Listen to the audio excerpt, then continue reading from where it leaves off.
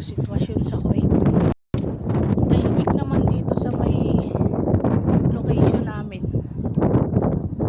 Pero mamaya magwangwang na naman yan. Basta mag-ingay may dumadaan. Kasi malapit sa amin ang Bahrain. Napaggigitnaan po kasi kami. May tahimik dito sa amin. Thank you Lord. Tahimik yan guys. Pero mamaya may maririnig kang putok. Malakas pero malayo sa amin guys. Maririnig mo lang yun sa lakas. Pag tumunog yung sirena nila dito, ibig sabihin yan may dumadaan.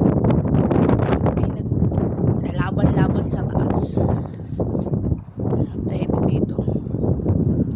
Maulap nga lang.